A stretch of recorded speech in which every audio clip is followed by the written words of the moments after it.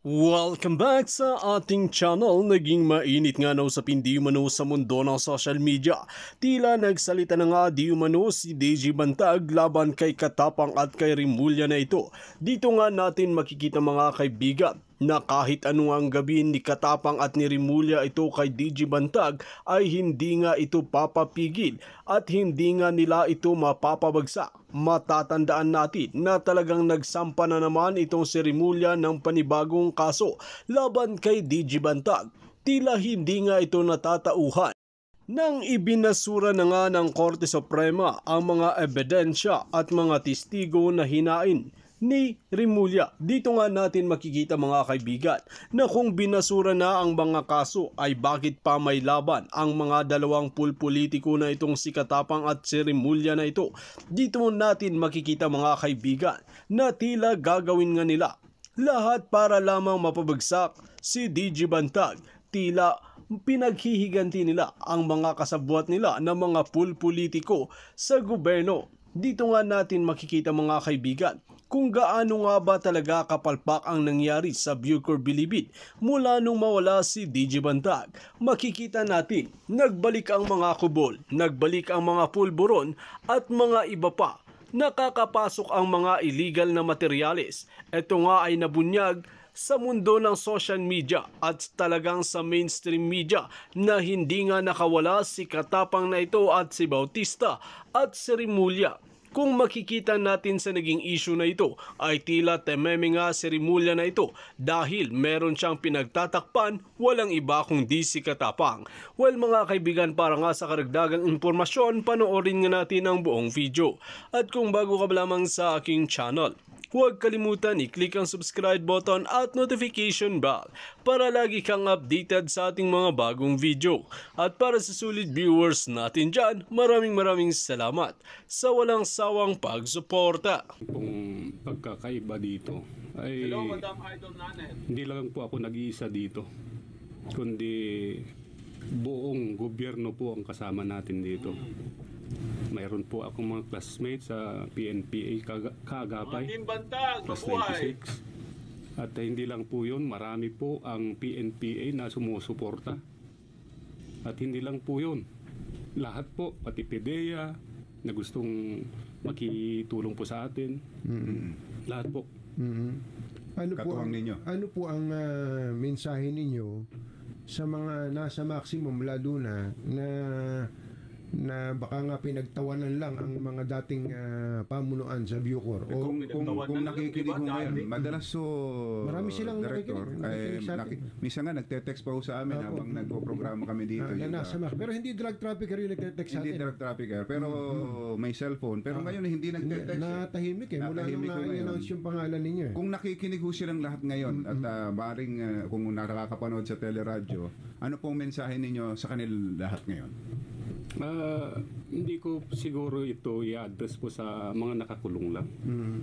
Kasi nga kasama na rin po yung mga Bucor personnel. Opo. Nakilala naman po nila yung sarili nila.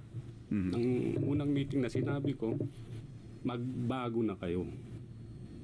Kung hindi, mamalasin kayo. Subukan lang po nila. Katulad ng sinasabi nyo, di makikita natin. Matapang kayo, banat. Di po ba? Tingnan natin. Subukan nila. Nandito naman po tayo eh. Di ba, Bok? Doon po naman sa mga PDLs, lalo na po yung mga drug convicts na nandidiyan po. Yun po. Kasama na po sila sa mensaheng yun. Meron ho ba silang dapat na ikatakot sa pagdating ninyo sa Bilibid, Director? Ang ikakatakot po siguro nila, kahit pa ilang pera ang isuhol nila sa akin, wala yun. Sabi ko nga po sa mga personal ng Bucor, hindi ako pumunta dito para magpayaman. Pumunta ako dito para ayusin kayo. Yun po ang sinabi ko. Oo. Yung pong mga dati dyan na na-appoint, mga dating military officers, yung iba'y may dating PNP chief pa nga eh. Di ba? PNP chief Calderon, nandyan. Tapos itong si Director General Faeldon, Marines din po yan. parang kayo lang po yung nasa active service na dinampot mula sa labas at dinala po dyan. At saka mukhang bata pa kayo if you don't mind, ilang taon na po ba kayo? Matanda pa ako, pasensya na po, Ilocano, igurot kasi ako, kaya Sige po. natitis yung dila ko. Mas matanda po ako kay Congressman. Opo, kaya ko po binanggit yon.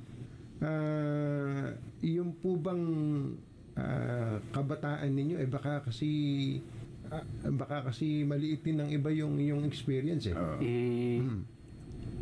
Yung edad ko po talaga. Opo. 51 po ako. 51 years. 51 years old. 51 years old kayo, so meron pa kayong mahaba-habang taon 5 pa po. sa serbisyo. Opo. Ano po yung pinakamalaking impact na gusto nyong, kahit kapapasok nyo pa lang, ang gusto nyong tumatak sa inyong magiging liderato, last question ko na po ito, sa Bureau of Corrections? Ano po ang gusto nyong tumatak sa Bureau of Corrections sa ilalim ng isang Director General, Gerald Bantag? Ito po siguro, ang masasabi ko sa sambayan ng Pilipino, may pag-asa pa po. Hindi tayo dapat mawala ng pag-asa kahit ganyan man kabigat mga problema natin. Kasi mayroon po tayong Diyos.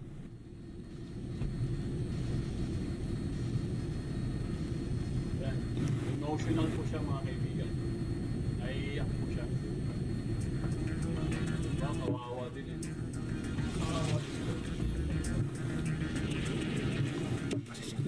Opo. Okay lang po. Opo. Naintindihan po natin. Bigat talaga ng... bigat kasi ng problema na to. Nasa Ang ano balikat po ni kasi, Director. sa Diyos lang po tayo humuhugot ng lakas. Kung sa tao lang po yung tao namamatay, pero ang Diyos po natin. Opo.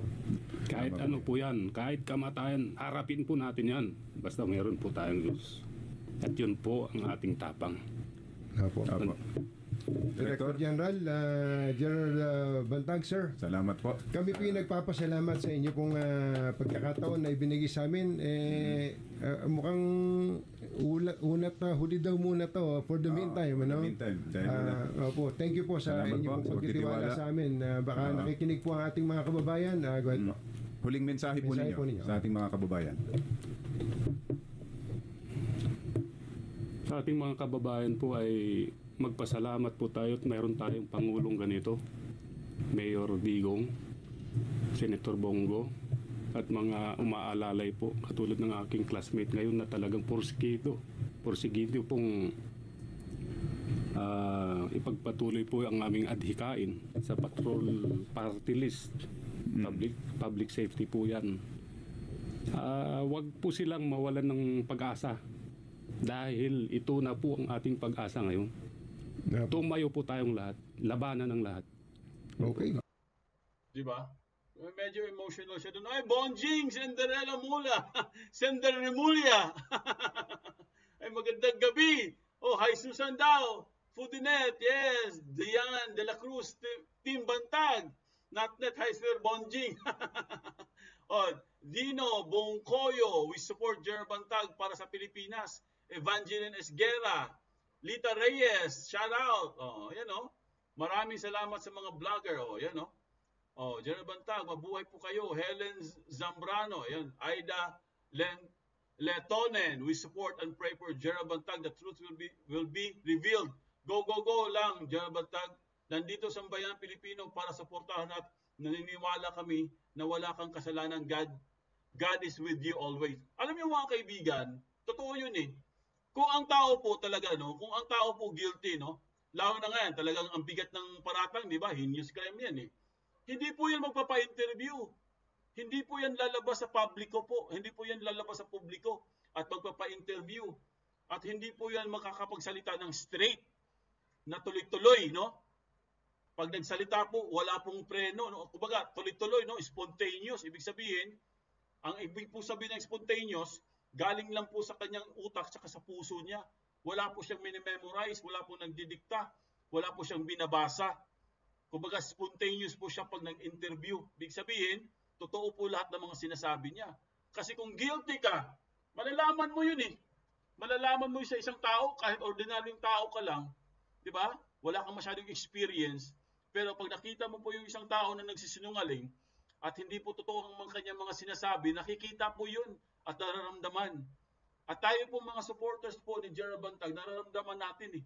Ramdam po natin, no? Yung hirap, yung dinanas niya. Di ba?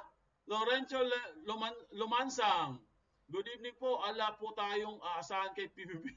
Kali ba na ba tayo? Grabe naman to si ano. Alberto Sales, may nagsabi noon na election ang kaibigan mo, okay lang, ha? Kaibigan mo, mali? Okay lang pag hindi lagot ka. Ako pumalit na higanting natalsik, ha? Hirap pa. Lito Reyes, dapat bumalik si General Bantag. Kaya nga mga kaibigan, no? Ito lang naman yan eh, napakasimple lang po, no? Napakasimple lang po ng analogy. Hindi na po kailangan ng, kumbaga, common sense lang gamitin natin dito mga kaibigan eh. Hindi na kailangan ng mga abogado, ha? Abogado, ha? Abogago. Ha? Sayang no, abogago naman. Ha?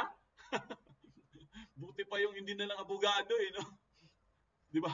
Parang yung isang si Lening Lutang, you know, yung si Santa Mama, 'di ba? Nasa Pilipinas na si Santa Mama. Dumating na daw. Sabi ko nga, ba't dumating pa siya? Bakit umuwi pa siya? Isa pang abogago. Wala ding abogado no case, you know? Bumalik na doon sa Pilipinas, pag-usapan natin yan bukas. Yun nga ang pagkakaibigan, no? Sabi ko nga napakasimple lang po ng analogy, no? Ang isang tao po, kung guilty po yan, hindi po yan lalabas sa publiko. Di ba? Hindi ba kayo naawa kay General Bantag? Kawawa yung tao na yun, no? Di ba? Wala naman talaga siyang ginawang mali. Di ba? Ano bang mali niya? Sige nga. Anong mali niya? Asan ba yung dilawan dyan? Yung nakapasok na troll. Sige nga, anong mali ni General Bantag? Sabihin mo nga. Siyempre, sasabihin niya, siya nag-utos. Anong klaseng kokote meron kayo? Paano niya iutos yun? Ando nga siya sa loob eh. Di ba? Kung mag-uutos ka po, di ba? Napakasimple lang eh. Kung gusto mo mag-utos, no? May gusto kayo ipatumba. Di ba? Kung ako po si General Bantag, may gusto akong patumba. Nandito ako sa loob ng bilibid. Bakit ako kukuha dito sa loob? Eh, siyempre, huling-huli ako nun. BO nyo? Ewan ko sa inyo. Di ba? Naturingan pa naman kayong mga abogado. Di ba? Lita Reyes, dapat bumalik si General Bantag. Delia Batulon, God bless po sa lahat. Sumusuporta kay General Bantag. Rohel Argel Ban, kapag bumoto po tayo, wag po tayong mangungulangot para di magkatinta butas ng ilong natin. Ang layo naman nito. Tama ka, idol vlogger, Christina Paang. Yes po mga kaibigan. Ang sinasabi ko lang po mga kaibigan, no, na ang kawawa talaga dito si General Bantag. Bakit po siya ang kawawa dito? Dapat hindi siya ang kawawa dito eh. Di ba? Meron ng gunman eh. Mariosep naman kayo. Gumising nga kayo. May gunman na Nagsabi pa nga siya eh.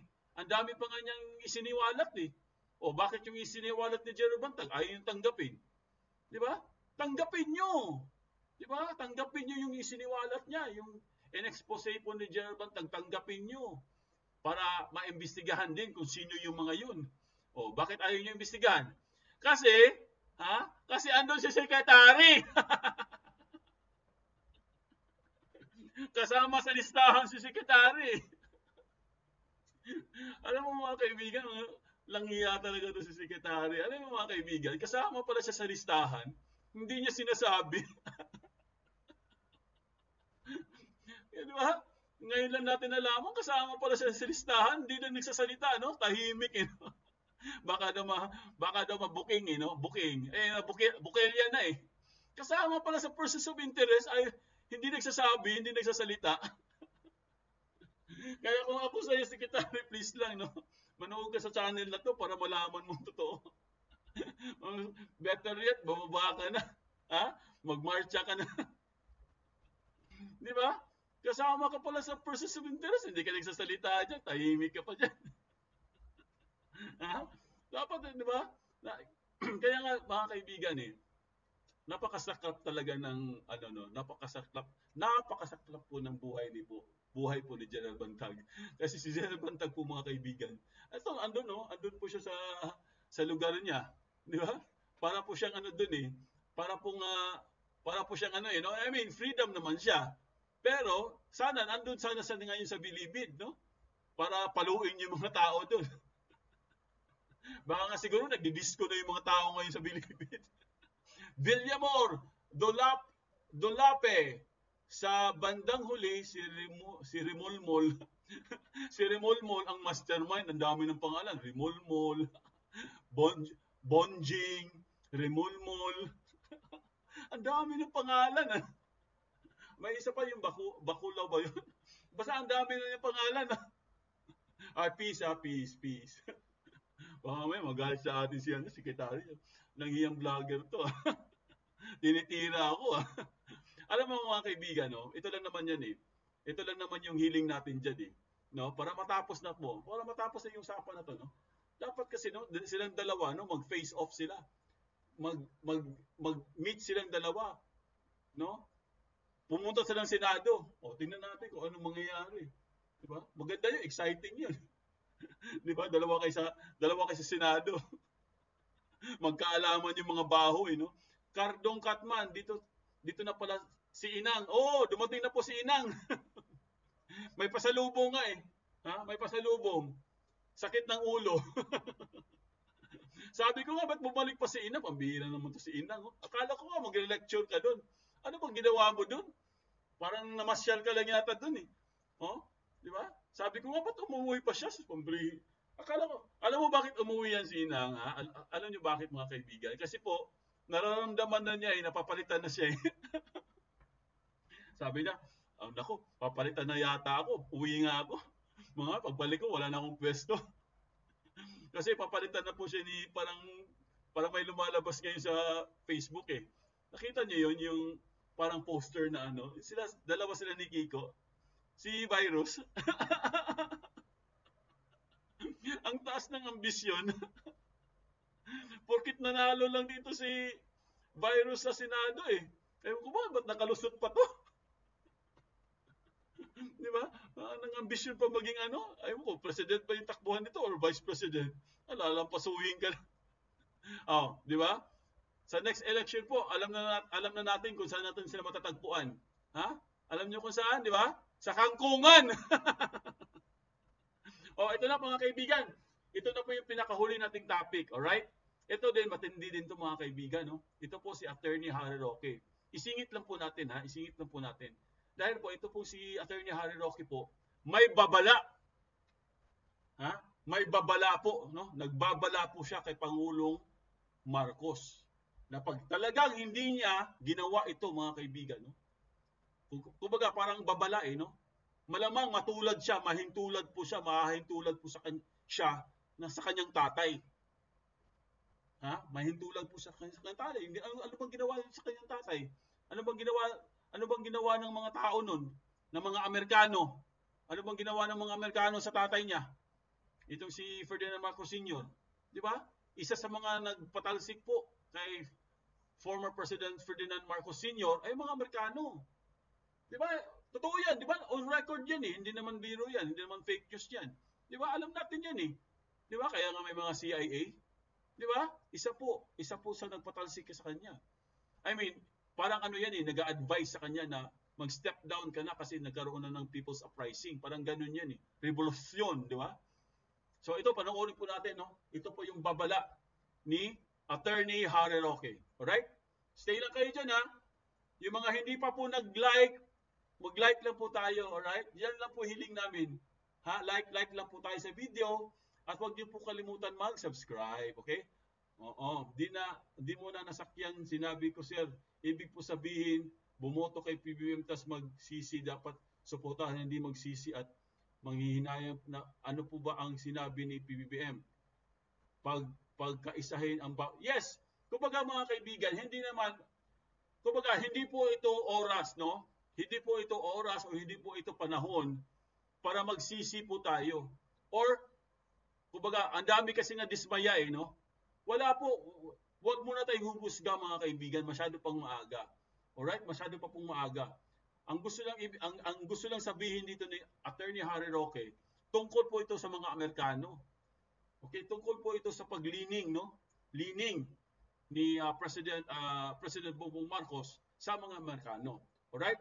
Pero para sa akin po, hindi po ito panahon para madismaya tayo. Huwag naman, masyado pang maaga, okay? Hayaan mo natin si President Bongbong Marcos. Dahil po, sabi ko nga sa inyo ito ulitin ko kanina sinabi ko na to kayo na, pero ulitin ko para maintindihan po nating lahat, okay? Siguro naman, meron naman akong kredibilidad kasi matanda na.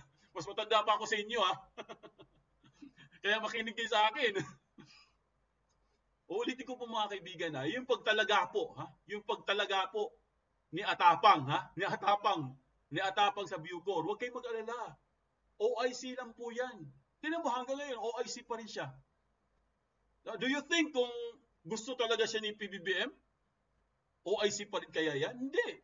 Malamang Director General na rin yan ngayon. O kaya chief, no? Chief yan Malamang chief na yan ngayon sa Bucor kung talagang gusto siya ng PBBM.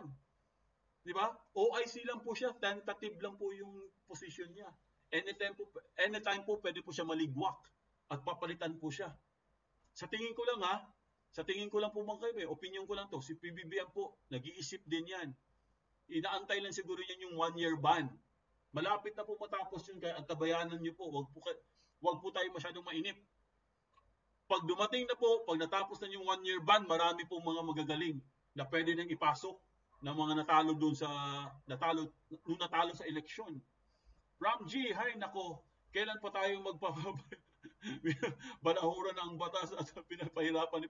Oo nga, Kumbaga mga kaibigan, sa totoo naman talaga, no? Tama ito si Ram G. Kumbaga kaya marami po nanghihinayang, no? Kasi iba talaga si Pangulong Duterte, no? Iba talaga, yung talagang lumuhod po ang mga mambabatas doon, yung mga senador doon,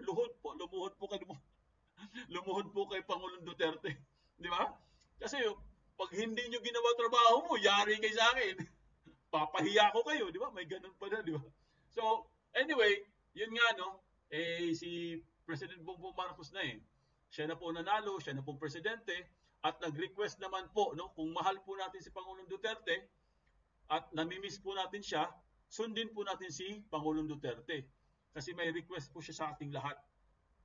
Nag-request po si Pangulong Duterte sa lahat ng mga supporters niya ni Pangulong Duterte na suportahan po natin ang kasalukuyang administrasyon para po magiging successful. Kasi pag naging successful po si Pangulong Marcos, maging successful din si Vice President Sara Duterte. Sabay po sila para sa 2028, tuloy ang ligaya. Tuloy, continuity.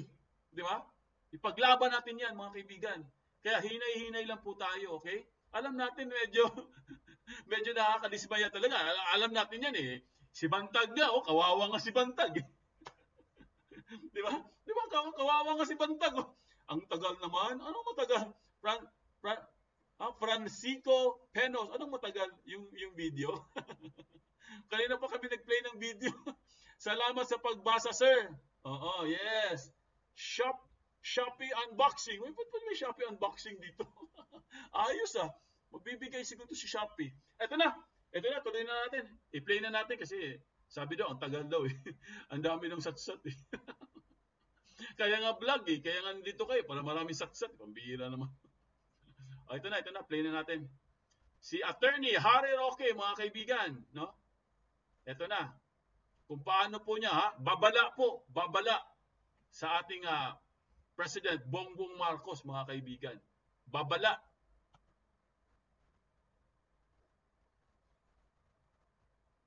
Kikita na doon sa Ito na. Play na natin. limang ba yung bases na plano nilang itayo sana, nakaharap doon malapit sa pinag-aagawang isla natin, to West Philippine Sea. Sa tingin po ninyo, attorney, parang provoking ba ang ginagawa itong plano ito? Well, the mere presence, hindi naman na mapoprovoke.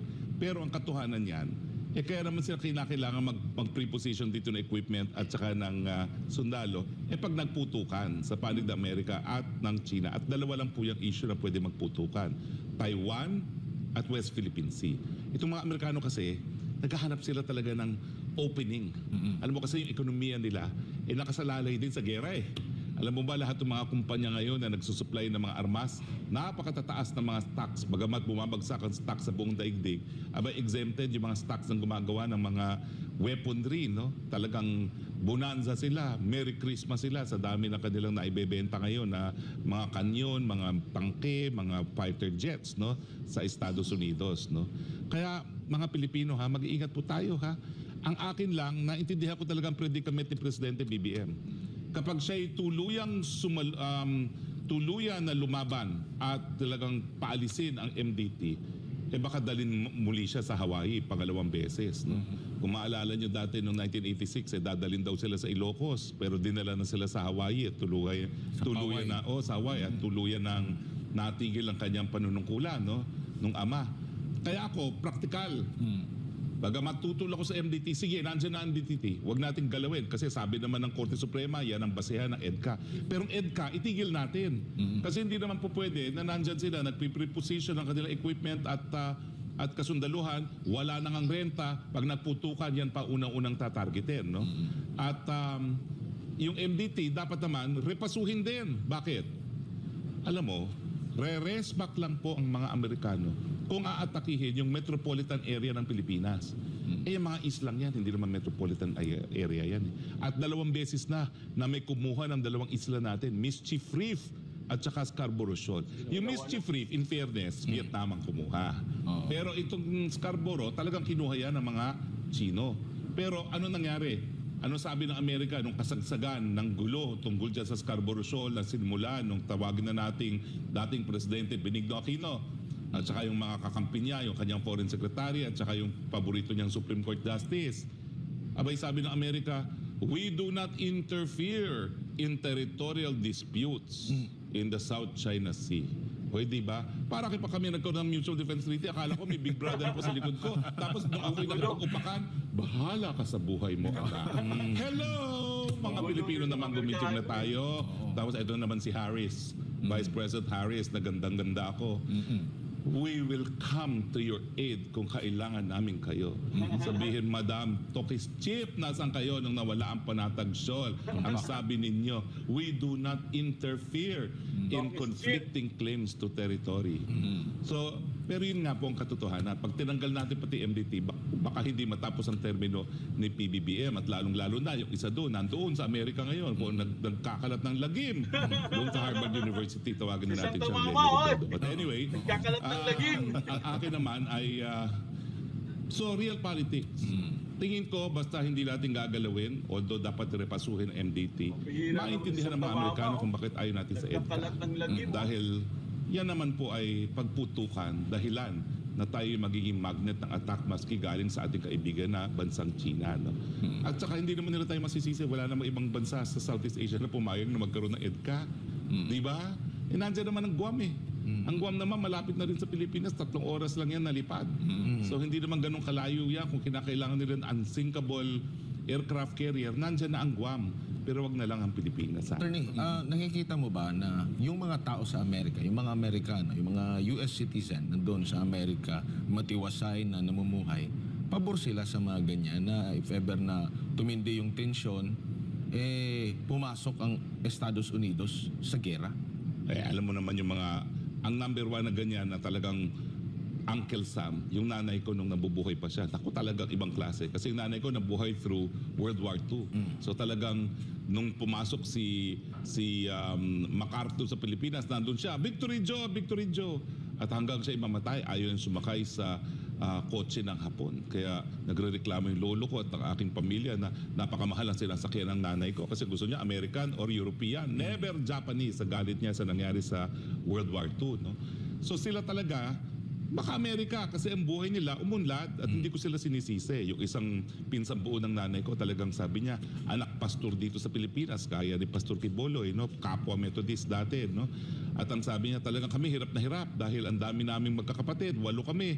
Ang ama namin, pastor lamang. Ang ina namin, housewife. So napilitan ako mag-ibang bansa, magtrabaho sa Amerika at ako ay naging maunlad sa Amerika. Kaya siya, at her deathbed, I love America talaga. No? At hindi natin sinisisi.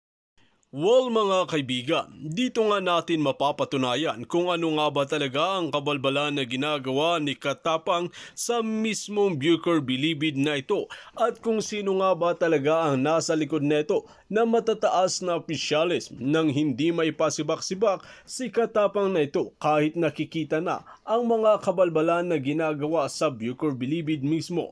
Well mga kaibigan, kung kayo ang tatanungin ano ang inyong mga opinyon, just comment below sa ating comment section at ating pag-uusapan.